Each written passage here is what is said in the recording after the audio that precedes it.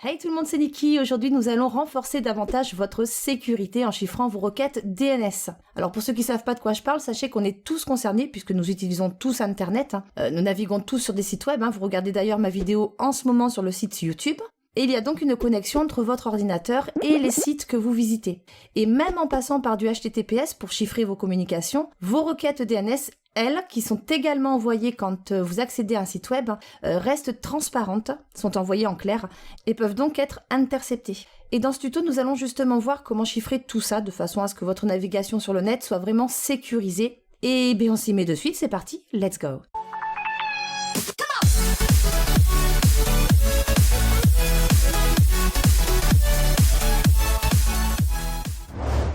Avant de mettre ça en pratique, je vais vous faire une brève explication quand même, de sorte que les personnes qui sont pas trop informées sur le sujet comprennent bien. Donc DNS signifie système de nom de domaine, et quand vous tapez une adresse URL dans votre navigateur, comme par exemple www.nikiwin.net, alors je dis ça vraiment au hasard, bien sûr. Alors le site en question ne va pas s'afficher comme ça d'un coup d'un seul. Il faut d'abord que votre ordinateur obtienne l'adresse IP de ce site. Et oui, comme vous et moi, chaque site a une adresse.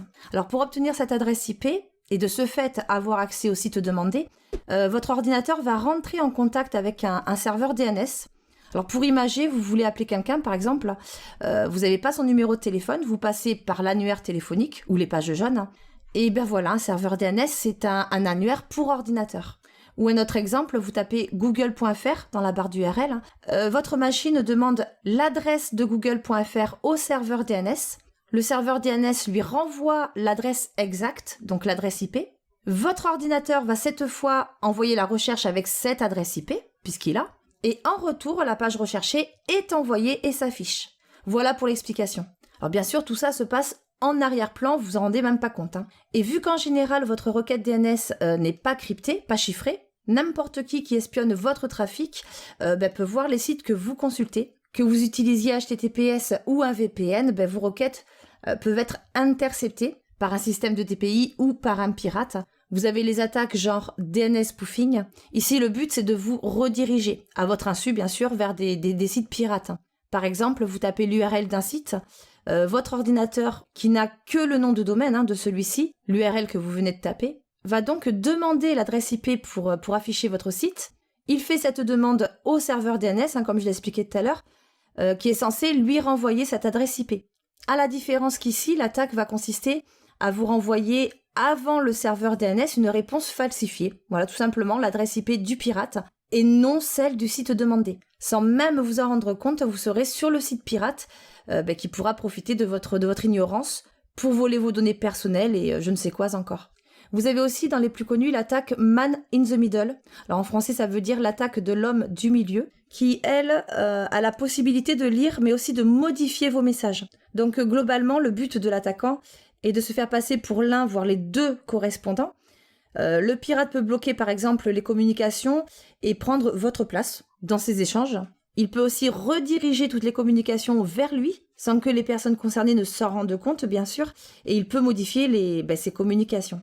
Bon là j'ai pas parlé par contre du cache, qui permet de conserver une adresse une fois que celle-ci est connue. Puisque vous envoyez une requête DNS au serveur DNS, mais une fois que cette page est connue, cette adresse est connue, elle va être placée dans un cache, ce qui permettra forcément de charger la page beaucoup plus vite quand vous envoyez la demande, quand vous souhaitez l'afficher. Et c'est justement dans ce cache que l'adresse peut être modifiée par un pirate. Donc voilà globalement comment ça fonctionne. Bref, donc vous comprenez maintenant qu'il est important de ne pas négliger ces éléments et de prendre en considération chacune de vos requêtes DNS. Allez, assez de théorie, donc là on va passer à la pratique. Alors je vais vous montrer maintenant comment chiffrer tout ça. D'ailleurs, en passant, il faut savoir que beaucoup de personnes, moi la première d'ailleurs, utilisent les serveurs DNS de Google, par exemple, puisque ils sont très rapides et donc plus intéressants pour le chargement des pages web. J'ai d'ailleurs fait plusieurs tutos sur ce sujet où j'en parle. Mais ces requêtes DNS ne sont pas chiffrées non plus, donc côté confidentialité, c'est pas top. Alors dans un premier temps, je vais vous proposer DNSCrypt, l'un des plus robustes d'ailleurs actuellement. Alors le truc c'est qu'il a été mis hors ligne depuis fin 2017, si je dis pas de bêtises, vu que son créateur ne l'utilise plus. Mais bon, on a un groupe qui s'appelle Dyn.org qui a pris en charge la maintenance de DNSCrypt proxy. Il corrige les bugs, mais apparemment ne développe pas la technologie. Donc à voir pour l'avenir. et on verra ensuite une autre alternative à DNSCrypt. Ici, nous allons coupler DNSCrypt avec DNSSEC. Alors, ce dernier est en fait, il va en fait certifier le nom de domaine en le signant. Voilà. Et du coup, grâce à lui, pas de DNS corrompu possible dans le cache, puisqu'il s'assure que tout soit validé et certifié. Première chose, on va se rendre dans le panneau de configuration. Donc là, clic droit, panneau de configuration, ou dans votre menu démarrer, suivant l'OS. On va se rendre sur centre réseau et partage. Ici, on clique, on ouvre. À gauche, vous cliquez sur modifier les paramètres de la carte, ici. Et là, clic droit sur votre réseau. Alors moi, je suis sur Ethernet, je vais prendre celui-là. Donc, clic droit dessus, propriété. Et ici, on va descendre un petit peu, on va chercher le protocole, ici, voilà, IPv4, celui-là, propriété. On ouvre. Logiquement, par défaut, chez vous, l'option sera sur obtenir une adresse IP automatiquement ici. Et par défaut, le serveur DNS est celui de votre box, de votre faille. Alors, vous voyez que moi, j'avais sélectionné utiliser l'adresse de serveur DNS suivante. J'avais choisi celle de Google, justement, j'en parlais tout à l'heure, puisqu'elle fait partie, en tout cas pour moi, celle des plus rapides, et que du coup, je vais modifier avec vous. Voilà, donc ça, vous allez le garder de côté, on va le laisser ici pour l'instant. Et on va se rendre sur, hop, cette page, donc vous l'aurez dans la description, comme toujours.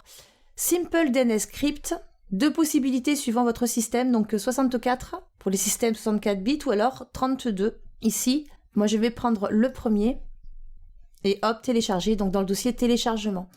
Go le chercher dans le dossier téléchargement. Alors avant de l'installer, on va d'abord vérifier votre framework. Pareil, dans la description, je mettrai le lien. Rendez-vous sur cette page. Donc là, vous voyez, on est sur la page qui propose le framework 4.6.2, qui est la version la plus basse qu'il accepte. Donc il faudra le télécharger, l'installer. Donc vous suivez simplement les instructions, c'est très simple.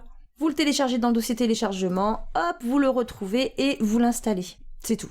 Voilà, on revient ici. Double-clic, on va l'installer. Donc DNSCrypt. Next. OK.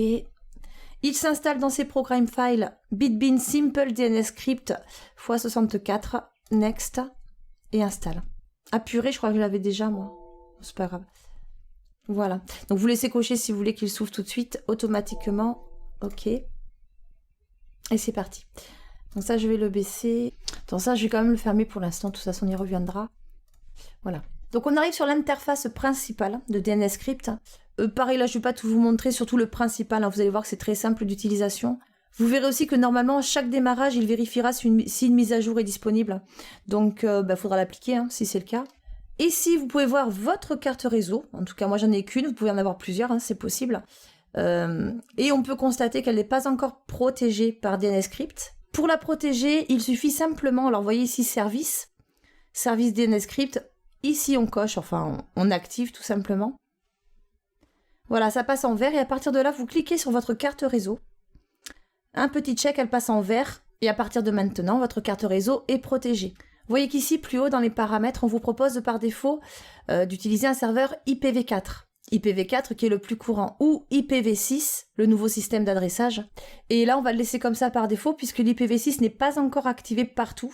Très important, laissez cocher ici l'utilisation des serveurs avec le support DNSSEC, j'en parlais tout à l'heure. Seulement les serveurs sans journaux est également coché, ce qui signifie que ils ne gardent aucune trace, enfin aucun registre de vos connexions, normalement, bien sûr. Et voilà globalement, donc après service DNSCrypt, vous activez ici et vous cochez, vous checkez votre carte réseau.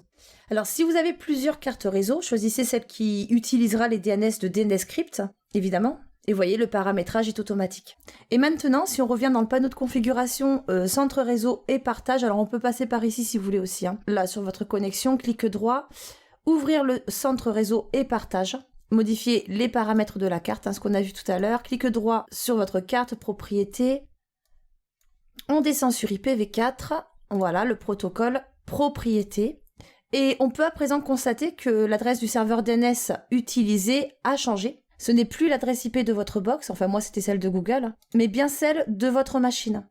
Du coup, quand vous irez sur le net et que vous taperez le nom d'un site web, votre requête DNS sera redirigée sur votre PC et non sur votre box, et DNSCrypt y répondra. Ok, donc ça, on ferme. Je ferme tout, hop. Alors maintenant, pour être sûr que DNSCrypt est bien en cours d'exécution et que celui-ci redémarre automatiquement si jamais il y a une coupure, ça peut arriver. Donc là, on va se rendre dans panneau de configuration, voilà, outils d'administration ici, et là vous allez rechercher donc service ici. double-clic sur service. Ok, une fois sur cette fenêtre, vous allez dérouler et rechercher DNS script, alors c'est par ordre alphabétique, voilà il est là. DNS script client proxy. On va faire un clic droit, propriété. Et là, sous l'onglet récupération ici, vous voyez, vous avez première défaillance, deuxième, défaillance suivante et ne rien faire. Donc, ce qui veut dire que s'il y a une coupure, il ne va pas se relancer automatiquement. Attends, je regarde un truc. Ouais, ok. Du coup, vous déroulez et vous sélectionnez redémarrer le service. Voilà, vous le faites pour les trois, redémarrer le service. Voilà, appliquer et ok. Impeccable. Allez, on ferme, hop. Voilà, donc rien d'autre à faire pour DNS Script, c'est maintenant automatique et toutes vos requêtes passeront par celui-ci et seront donc chiffrées. Alors évidemment, certaines personnes penseront aux latences qu'on peut rencontrer avec ces serveurs, mais vous voyez qu'ici sur Resolver, DNS Script sélectionne automatiquement les serveurs les plus rapides. Alors bien sûr, si vous préférez, vous pouvez désactiver le mode automatique et choisir celui de votre choix manuellement. Vous sélectionnez, vous désactivez le mode automatique et vous sélectionnez le serveur de votre choix. Pour ma part, je vais le laisser comme ça en automatique. Dans les paramètres avancés ici, on a, voyez là, forcé le TCP. Donc, il n'est pas activé. Alors, toujours utiliser le TCP pour se connecter au serveur en amont. Alors là, à savoir que les requêtes DNS peuvent se faire aléatoirement avec le protocole TCP comme le protocole UDP. Donc là, pour expliquer brièvement, TCP sert en quelque sorte de socle à pas mal de protocoles, comme par exemple l'HTTP, qui sert à accéder au site internet. Et pour faire une comparaison grossière entre les deux, TCP et UDP, TCP fonctionne un peu comme un téléphone, si vous voulez. Une fois que la communication est établie, les deux machines peuvent dialoguer simultanément entre elles. Et UDP serait plus comparable au courrier. Donc on glisse le message dans l'enveloppe, puis on envoie le courrier. Et le message contient bien sûr les infos nécessaires, comme l'adresse IP et le numéro de port. Donc vous pouvez forcer le TCP ici, qui peut être plus fiable que l'UDP, puis de toute façon en général ça passe partout maintenant. Et voilà, donc après le reste, comme je disais, je survole surtout le plus important. Bon, après, vous pouvez très bien laisser la configuration par défaut dans l'ensemble, si vous le souhaitez. Voilà pour DNS Script, vous êtes donc désormais tranquille au niveau de vos requêtes DNS. Autre alternative, et pas des moins connues, je ferme ça. Utilisez un VPN, alors attention, bien sûr, un VPN avec une protection contre les fuites DNS, sinon ça sert à rien. C'est, je pense, l'alternative la plus simple, en tout cas, à DNS Script. Bon, pour cette deuxième solution, je survole, je vous explique juste. Donc c'est un point important à prendre en compte, le fait que votre VPN protège bien votre trafic DNS, ne le laisse pas fuiter. Et si vous utilisez déjà un VPN chez vous, à ce moment-là, vous pouvez vérifier son étanchéité ici, sur ExpressVPN, c'est direct. Donc vous voyez, là, c'est pas mon adresse IP, donc impeccable. ExpressVPN qui est d'ailleurs, je pense, un des meilleurs VPN avec NordVPN. Voilà, NordVPN qui est ici, mais qui sont payants, je crois. D'ailleurs, celui-là doit être dans les moins chers. Moi, j'avais testé ExpressVPN, que j'aime beaucoup. J'avais testé la version gratuite. Je fais pas de placement de produit, je parle juste de ce que j'ai pu tester en tout cas. Quoique celui-là, je l'ai pas testé, mais en tout cas, ce que j'ai vu, il a l'air vraiment, vraiment pas mal. Faudra d'ailleurs que je refasse un tuto, sur les VPN, je pense. Voilà pour cette alternative, évidemment, ce tuto se concentrait surtout sur DNS Script, donc l'objectif est de vous protéger des espions, pirates et autres sales bêtes sur le net. Ah oui, puis aussi, si vous utilisez un VPN, pensez bien à utiliser le serveur DNS du serveur VPN. Bon, normalement c'est automatique, vous n'avez rien à faire. Parce que sinon, vos requêtes DNS ne passeront pas par le VPN, mais par le DNS de votre faille, donc ça servira strictement à rien, quoi. Voilà, et bien sûr, en utilisant ces services, faut savoir qu'on est forcément obligé de faire confiance à des personnes qu'on ne connaît pas, les créateurs, les développeurs de ces services, que ce soit DNS Script ou les VPN, et donc c'est évidemment un risque à prendre de savoir que ces personnes ont tout de même accès à notre trafic et autres, bien sûr, même si ce n'est pas dans leur intérêt d'en faire usage, en tout cas je pense. J'espère une fois de plus que ça vous aura été utile. Alors à nouveau, sachez que vous pouvez proposer également votre vidéo, les petites infos juste après. Je compte sur vous pour liker, partager et vous abonner bien sûr si c'est pas fait. Moi je vous fais des gros bisous mes petits winners et je vous dis à très vite. Ciao.